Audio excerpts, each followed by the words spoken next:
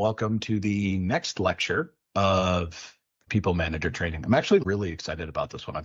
When I put this deck together, there's so much, in my opinion, so much good and useful information that I didn't quite realize when I was thinking about this, how much information I sort of just picked up along the way over the years that I've sunk into this particular lecture set. So this is just like last time going to be relatively dense, but hopefully it's going to be valuable. And I think this is something where if you grab the recording, you can certainly watch it or skim it a couple more times, and everyone will have access to the slides as well. So we're going to talk about check-ins, meetings, and sort of the best way to kind of engage with these things. So we're going to I'm going to revisit some of the structure slides from last time, give you some goals, talk about some of these meeting types, a little bit about active listening and how to prompt, not like AI prompting, but like sort of how we as managers or even just people who have relationships with other people sort of create an environment for engagement, like with questions and feedback and stuff, and then going into feedback and some difficult conversations. And I forgot to remove the worksheet there. There's actually no worksheet here. So, okay, just a reminder, this is 1 hour, 2 times a month, and I haven't actually figured out what we're going to do for the workshop here. I've got a couple of ideas. And I didn't really create a worksheet this time, but these will be recorded. The slides are available. And I got some good feedback from everybody on some potential topics, and I have a relatively good idea of what I want to do for the next lecture section as well. And I've also had 1 or 2 people reach out to me to ask me some specific questions after this, and I appreciate that. I'm glad that everyone feels comfortable to do that. So just a reminder, like there is no one size fits all. These things are, I do some of the things we're going to talk about, and we have talked about. I don't do some others. I've had a lot of time over the years to kind of develop things that work better for me and who I am as a person and as a leader and as a manager. And some of you should take some of these ideas, give them a shot. And if they work for you, great. And if they don't, that doesn't mean that they're never going to work. It just means that they're not fitting for who you are now in your development as a leader or a manager. So take the time to like figure out what works for you. And if something sort of like clicks and you're like, you know what, that feels like it might be good, like dive deeper into it. You can ask me for resources, or ask some of the folks that have it in this room or in the company that have management experience. So there's definitely ways to get more value out of this stuff. So our goal here in today's session is to sort of figure out how to create the kinds of spaces for communication. We're going to go through some various types of meetings and how to sort of level set on those. And I'll give you some options to how to tailor these things to work for you. But really, these are strategies to get your people talking or to keep people engaged. And so kind of the themes are like fostering communication, listening and understanding, and really creating the right environment for success or the right kind of output for what you're trying to do. So I've sort of broken up check-ins into these 8 categories. And I'm going to go through all of them somewhat in somewhat painstaking detail. But I think it's really valuable for thinking about what your goal is in any particular type of engagement, right? You know, one-on-ones have very specific goals, and they're different than staff meetings. They're different than project status meetings. They're different than like ad hoc, like, hey, how are you doing kind of things. And they're different than stand-ups. And so knowing what you want out of each one of these kinds of things, you know, there's a lot of reasons we have stand-ups, but sometimes we just go to stand-ups or create them because it's a thing that everybody does. And that's fine. Sometimes you need the general guidance of like, hey, this is how other people do it. But also sometimes you're like, what am I trying to get out of this? And thinking about that in a very discrete fashion will help you get the most out of the time that you are, for lack of a better term, distracting people from work. And that's unfortunately how a lot of people find managers. They're like, I could do my stuff so much better if I wasn't constantly distracted with all this management stuff. But you know, you are facilitating different things like feedback, contribution, collaboration. Like you're making things, your goal should be to make things better. And so using these types of check-ins the right way will help facilitate that kind of environment. So 1-to-1. the way I think about this is that the purpose is to develop a better relationship with your direct report, with somebody else that you're having the one-on-one. It could be a peer, it could be, a boss, somebody beneath you, whatever. But it's to develop a better relationship, discuss issues, discuss career development if you're the boss or you're with your boss. And you can use project updates as a proxy for that to sort of learn how people talk and how they think and what's important. But shouldn't be focused on project updates. And in my opinion, one-on-one should happen every week.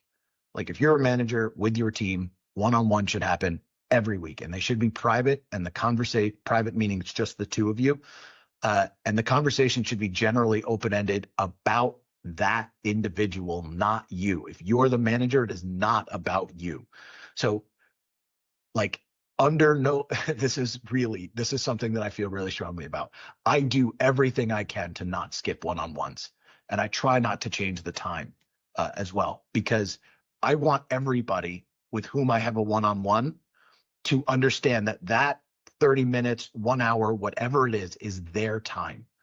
And so my job as their manager, is to listen. So I do my best to remind everybody, this is your time. Like, we can talk about what you want. I might have questions for you. They might be project questions. They might be questions about your team, your people, strategy. But it's my time to listen. I don't always do this perfectly, by the way. Anybody who has one-on-ones with me knows that sometimes I just accidentally dominate the meeting with my own questions, but it is very rarely my goal to do that.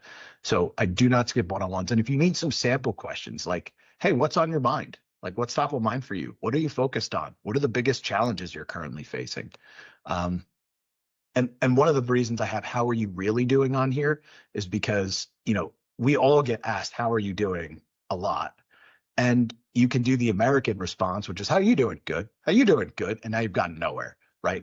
So how are you really doing is kind of just like hey, I want an answer. Like, I want a real answer here. I know that's like less of a problem in Germany for sure. But remember, when you're doing like cross-culture stuff, sometimes just like adding that little bit of emphasis, it can be valuable. So like asking open-ended questions is what you're trying to do. But oftentimes you might run into somebody who's just not a person who just freely talks. That could be a culture thing. It could be a personal thing. So you really have to figure out, kind of explore, how do you get to that space? And it's also really good to sometimes say, hey, listen, I've been trying to get you to talk more. So like, what would work for you to get you to talk more? So you could actually do these kinds of things where you ask for support. You as the manager don't always have to be the expert. And just like in any relationship, whether it's personal, professional, you are not the expert on another person. They are the expert on themselves. And so if you're not sure how to proceed, you can really just genuinely ask, right? Anybody who's married here has at some point asked their partner, like, hey, I want to help. What can I do to help you? Right. And this is an example of that. So when you're in a one-on-one and you can see someone struggling, but they can't seem to get it out, you can ask, what can I do to help you? And it's also a great time to just be really positive if the situation dictates it. Like, hey, your team did a really good job with XYZ, and I just wanted to like let you know, we see it, we appreciate it. Like, that was great. I particularly like this thing. Right. So we'll talk more about feedback later, but that's one item. So staff meetings. Again, our goal here with purpose is to foster communication, align teams towards a common objective, and address team issues. Staff meetings, I've seen weekly. I've seen every 2 weeks. Personally, I think staff meetings for larger staffs should absolutely be every week. And depending on if it gets really large, like beyond the size of MAP's entire company, it should be twice a week. But generally speaking, like, there should be some regularity. People need to, you need to be able to talk about issues that happen cross team. If you're a team lead and you just have one team, staff meeting may not apply to you, but you might be going to a staff meeting. So sample questions, what blockers exist, how are we progressing? But like, it's really important to always have an agenda. Like, ensure that there is a reason for this meeting, or feel comfortable canceling the meeting. Like, hey, if we don't have anything to discuss, it's okay to cancel a meeting and give people back that time. Try to do it as far in advance as possible, but realistically, like if you show up, it's okay to cancel meetings. Status meetings, project meetings, right? These are probably what a lot of us sit in quite regularly. So it's how we keep everyone involved. If you think about it in terms of like RACI, like responsible, accountable, consulted, and informed, a lot of times this is just, hey, are the right people being consulted? Are the right people informed? Like, what are the risks, blockers, wins, shout outs, kind of stuff? You don't need to do these every day, every week. Maybe you do. It depends. It really depends on the project. But at the very least, they should be key project milestone based, bare minimum. So what progress has been made? Are there any blockers or risks, et cetera? And if there's nothing to discuss at that milestone, send an email. Don't drag people into a meeting because remote culture has sort of dictated this like meeting culture. I think this is like you'll see this as a theme here, right? But again, I never do this with one-on-ones. Like, do not turn a one-on-one into an email. Okay, skip level meetings. This means that, somebody, not my direct, but one level below me. You may not have this much hierarchy under you. That's okay. But you might be a part of a skip level meeting. And so the goal here is to just gather feedback, engage morale. Without prying, you're not saying like, how is my direct doing as a manager for you? That's not the goal. That creates this like weird going behind the back feeling. But you just want to understand perspective. Like how are things going for you? How do other teams look like they're doing? How do you feel like as a general idea? It's just sort of being able to have these conversations on a somewhat regular basis. Do you have any concerns or issues you'd like to discuss? How can we improve? These kinds of things. The way you see me doing a lot of this is actually just messaging people somewhat randomly in the organization. Some of you, actually, most of you in here have probably experienced that, where I'm just like, hey, how's it going? Like, how's this thing going for you? That's really what I'm doing. Is the larger organizations get, the more difficult it is to sort of do these meetings without overburdening yourself as a leader. And so I've found that one of the best ways for me to facilitate these is just to actually straight up message people and then have conversations as they have availability. I still like to do the in-person stuff, in-person meaning like video chats on occasion, but it's just not something that I've personally found super successful for me, but I know that other people enjoy it. And so I try to give that to them when I can. Performance reviews. We all sort of know what this is, right? Like you want to provide formal feedback on performance and discuss career progression, set a review goals. This is really important.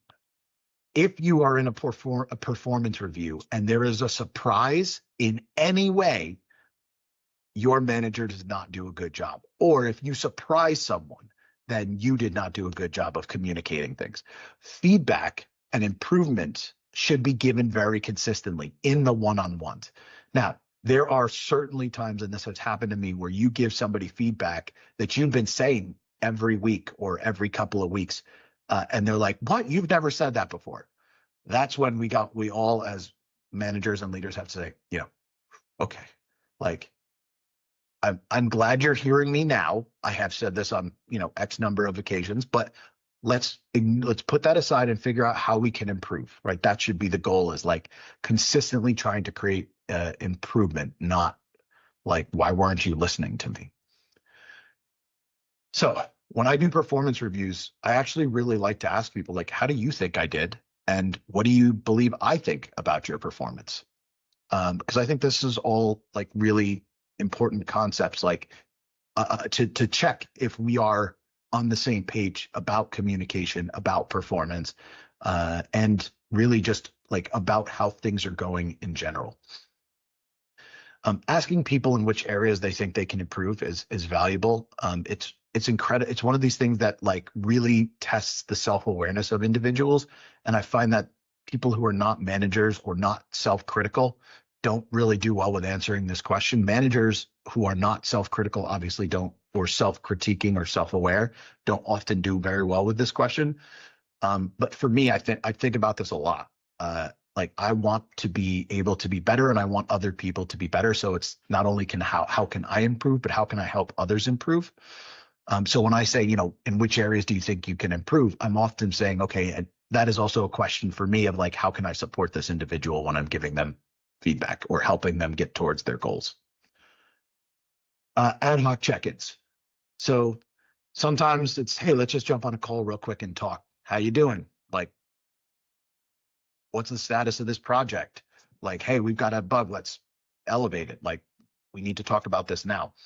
So there's any number of reasons for ad hoc check-ins. As I said, like to do some of these directly with messages. For sure, people call me and say, hey, let's jump on or like people message me and say, let's jump on a chat right now or video chat or whatever. But I think doing these ad hoc check-ins and just asking how people are and what they're up to, this sort of facilitates like that open communication and doesn't really try to put you or tries to avoid putting you as a leader at arm's length. Water coolers. The thing about water cooler check-ins is that like in a remote world, we don't really have these things. And so I sort of blend the idea of like ad hoc check-ins and water cooler time. Just like some of you will just randomly get message from me like, oh, how's your weekend? Like, how did this thing go that I heard that you did? And it's just to foster casual interactions and like facilitate some of these like things that don't happen as often as a result of non-office environments being the norm these days. So something similar like, how's your day going? And it's sort of incumbent upon you as the leader to say, when somebody says, how's your day going? And they say good, like you kind of have to push a little more if you want to facilitate that conversation. And sometimes you just have to do your best to read when people are like not interested in talking, like, but that'll happen too. So there's some options like, hey, what's your focus for today? How's your day going? Do you need help with anything? Can I offer support? Any of these, like, hey, what are you doing this weekend? I know that's like a running joke around like most companies that work with a lot of Americans is like, show me pictures from your weekend, or like that's like a very American thing to do that, but it's actually facilitates some relatively good water cooler conversation as just a general guideline of like, hey, you can talk about X. Stand-ups. Most of us in here, if not all of us, are involved in some form of stand-up. Could be daily, could be weekly, could be whatever. The project, the team style, the structure of the manager and team, all of these dictate roughly how stand-ups go. But at the very least, the one consistent thing about stand-ups is they should be quick. They should get out a bare minimum set of information. What did you accomplish since the last stand-up? What do you plan to complete by the next stand-up? Are there any blockers? Do you see any risks? Can we offer support?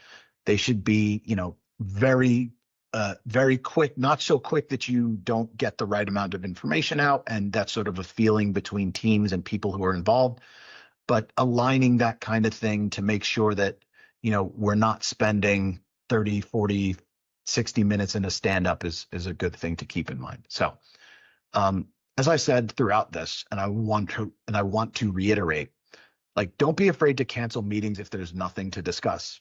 But again, don't just jump into a meeting and be like, I see no agenda. We got nothing to discuss. We should cancel. Sometimes, people don't always have time to put those things together, but like you can say, hey, I don't think we have anything to discuss. Here's my reasoning, or why we should potentially postpone or skip this meeting. And if everyone's in agreement, don't sit there and have a meeting just because it was on the schedule. But you can also use that time to like shoot the shit and do some, more like water coolery type stuff for a few minutes and then break, right? That's a perfectly valid use of like 5 to 10 minutes since you've already sort of broken your focus from whatever the other thing is that you were doing. Again, don't cancel one-on-ones. Like if somebody's going on vacation, sure, whatever, move it if you need to. Do your best not to cancel them. Like that is the employee's time with their manager. And this is like a really important thing for people. Even if you may not necessarily feel like it's important. Alignment meetings. If you're just having a project status, like, hey, are we all in agreement that this is what's happening? This is the next step. Great. You've done the thing. Instead of an hour, it could be 5 minutes. So if everyone's in agreement and alignment's reached, end the meeting early. Meetings should have agendas when possible. I know this is sometimes challenging. And oftentimes they'll have follow-up. So figure out how you and your team are going to communicate this kind of information. Do you have a shared Word doc? Do you use the stuff that's in Teams? Do you use Confluence? Whatever it is, just make sure everybody's sort of in agreement, knows where the stuff is and how to work with it. Follow-ups. Lots of meetings have follow-ups. So the way I like to think about them is like, is there documentation that's needed? Is there a specific item, like those action items, just like we talked about last time, SMART, specific, measurable, achievable, relevant, like time-bound, like the action item should be, okay, this is the thing that needs to happen. Eric's going to do it and it's due on this day, period, right? Like very, very clear. Monitor progress if necessary, if it's more of a project thing or a longer thing, like, hey, I need to see this kind of behavior change. Provide necessary support, like we as leaders should be providing support across the board. Review them when necessary, like, hey, we talked about this last week. Have you made any progress? No? Okay, can I offer support? No? All right, great. Then we'll, like, next week I'd like to see some progress. Here's something you can deprioritize in order to make sure you make progress on this thing. And revise those follow-ups, goals, whatever they are, as circumstances change, right? Like we need to be flexible. So it's probably easy to look at this and be like, wow, Eric doesn't do all these things. Yeah, I don't. I do some of them. I do the things that are very valuable for me. I check in with a lot of people randomly. I tend to be a more informal manager than a formal one in a lot of cases, but that's sort of who I am. That's sort of like authentically how I feel most comfortable engaging and have found to get the best kind of results. And your mileage may vary. Like you need to try these things out and see which ones work well for you. And you're also probably thinking this is a lot of meetings. And you're right, it is a lot of meetings, but you don't need to do all of these. You need to do some of them, and you need to do the ones that are relevant for you. So this is like a la carte thing. Like you choose the things that are most relevant for you. You don't have to do all of them. You pick the things that work for you. And your goal is to get the most out of the time that you are spending with other people when you are not doing the work that is specifically relevant to you. And so you can, again, play with some of these things.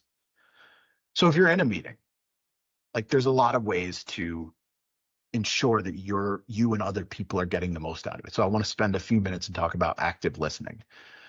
This is a very challenging thing. And again, this is something that if you've got a partner or a long-term partner, you've certainly had conversations where you're trying your hardest to be there and you're just not able to focus, right? So like we as people on one side of the conversation should be doing our best to make the speaker feel heard, understand what's being said.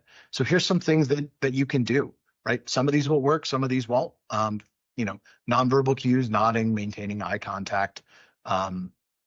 You can even ask some questions to progress the conversation. Like, hey, can you explain that a little more? I'm not sure I followed all of it. Or, that's a really good point. I understand. Like, can we apply it here as well? Things like that. Try to not to interrupt people. Let them finish their thoughts. I will admit that I'm like not very good at this. I interrupt people all the time. And I've tried to, and I'm like, it's something I actively work on trying to be better about. Rephrasing, like paraphrasing things to confirm understanding. Like, hey, if I were to say it like this, is this also what you're getting at? Because this is how I understood it. And asking clarifying questions. And try to like respond appropriately. We all do this thing where we spend as much of the time in a conversation thinking about what we're going to say next as opposed to being present. And it's totally okay sometimes to listen and then think about your response. But again, this is like a habit thing and a muscle thing, and it takes a lot of effort to do that if that's not your habit. So, like these kinds of things are things that we can work on. Prompting questions. So when I said open-ended questions earlier, I think it's really valuable to give a definition of that. So an open-ended question is something that cannot be answered with a yes or a no. Although unfortunately, sometimes you can subvert that and say, how's your day going today? Or, what are you working on today? And somebody just says stuff. Yeah. Okay. Like you're trying to be open-ended. And then you can ask follow-on questions. So can you tell me more about that stuff? How are you doing today? Good. Can you tell me more about what's good? Can you give me some examples of what's making your day good? Time-oriented questions like, hey, what are you hoping to achieve today? What's your focus for this week? What are some specific accomplishments in the last week that you're proud of? What are you hoping to accomplish in the next week? Or reflective questions. So encourage introspection. Like, how do you feel about your progress on this project? How do you feel about all of our progress on this project? And these kinds of reflective questions, if you remember that slide I put up in the town hall, is really what I was trying to get everybody to do, is to encourage everyone to be a little bit introspective about the progress that we've seen so far at MAP, positive or negative, right? You can certainly say, hey, I'm not happy with a lot of these changes. And you can say why you're not happy, but that's being introspective about it. Or you could say, I am happy. I'm happy that a lot of these things happen, but maybe not everything. And so just being able to unpack those things usually is done through prompting questions as a manager. Challenge questions. Promoting growth and development is kind of the way I think about it. So what do you think you could do differently next time? What would you encourage the team to do differently next time? What could I do differently next time? Things like this. Or just recognizing achievements. Like, as I said, what part of the project are you most proud of? Or, hey, I'm really proud of this thing. Are you proud of it as well? Or is this something that's normal for you, that you're like whatever about? Who deserves recognition, right? That's kind of what the shout outs thing are. And one of the things that I hope is sort of happening here as I'm going through all of this and like just barraging everybody with information is for everyone to sort of see how all of these things come through in some of the initiatives I have and how I talk at the town halls and stuff like that. This should all feel relatively familiar from an Eric perspective at the very least. And a lot of it is because I'm trying to create like a bit of a feedback culture.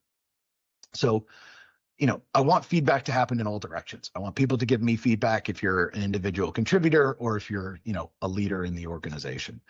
But feedback should be like timely and specific and as much as one can. So I heard this story from Simon Sinek a few months, or I don't even remember, some point. And I think it's one of the most well-articulated stories about giving feedback and timely and truthful feedback. So I'm going to tell it really quickly. So Simon Sinek is a guy who's like a mentor, consulting, executive coach type. And he has this friend who, she's an actress and she's putting on a one-person show, and she was really excited for him to go see it. And she was like talking it up. And he goes there on opening night. He sits in the front row and it's like an hour long or something, and he absolutely hates it. It's like he just hates everything about it, and he like could not wait for it to be over. And so she, with makeup and costume after the thing, runs over to him and was like, what did you think? I'm so happy you're here. What did you think? Now, he could have very easily said, well, that was fucking terrible, and immediately crush all the motivation and enthusiasm that she has. But he said, like, he said something very truthful, but dodged the question a little bit and said, I'm really happy that I got to see you in your element, and I'm really grateful that you invited me. Those two things, I think we can all sort of like understand where this story is coming from. We've all kind of been in positions like this. So he said some very truthful things, like, I'm happy you invited me, and I'm excited that I got to see you in your element and sharing your craft with me. And then he excused himself and had to, take off. And he said, let's chat more about this tomorrow. And so she went off and did the rest of the being excited stuff. So he called her the next day after she had come down from the, endorphins and adrenaline rush of her performance. And he said, hey, listen, I have some really, there were some things I liked about the show, but overall I didn't really enjoy it. And here's some of the things that I think you would be able to improve upon if you're open to hearing it. Actually, first he said, are you open to some constructive criticism? And she said, yes. And then they had this conversation. So I think this is really like a beautiful example of trying to understand that truth can be you don't have to give the whole truth right at that moment. You can give some level of truth and then at a better time give the rest of it when people are more able to receive the kind of feedback that you're going to give. And so constructive criticism, when you give it, for example, should focus on the behavior, not the person. Not, hey, Eric, you're stupid. It could be, hey, Eric, that thing you said was not the best thing that's ever come out of your mouth. So let's figure out a way that we can make sure that you say things that are more representative of your intellect or whatever. So that's a way to give constructive criticism. Celebrating successes. I don't need to talk too much about this. I think everybody kind of gets this. You understand the shout outs, you understand the positive feedback, the value of positive feedback, and encouraging a culture where we all give feedback to each other, especially when it's like positive, is an incredibly valuable thing. But sometimes we also have to have like very difficult conversations. And so these things as managers and as leaders are inevitable. We will absolutely at some point in our career have to have very difficult conversations. Sometimes you don't always get the chance to prepare in advance, but if you do, absolutely spend the time. Like figure out what you want to say, figure out how you can address the issue, give constructive feedback. Make sure you take the emotion out of it. Even if you're incredibly upset with somebody, you have to do your best to sort of pull some of that emotion out of it and just start with facts and just create that space where people don't always feel like they're being berated or talked down to when you have a constructive conversation. When you have a difficult conversation, you can have a constructive, difficult conversation. But be clear and direct, like try not to dance around the issue too much where it confuses people, but provide very specific examples. Addressing issues head on is incredibly challenging. Absolutely. Anyone who's had to have a difficult conversation will understand this. But providing specific examples is some of the best ways, because this is like treat people the way you would like to be treated. And you don't want people dancing around a topic. You're like, out with it. Just tell me what's wrong. Tell me what we can improve on.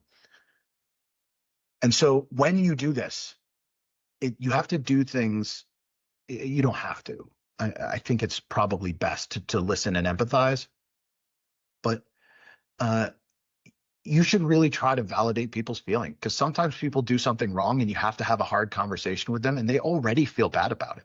And so you don't need to really drive that nail deeper or whatever. You don't need to rub their face in it. Sometimes you can just say, listen, I understand that this is a difficult situation for you and I don't want to be doing this necessarily, but we do need to have this conversation because XYZ happened.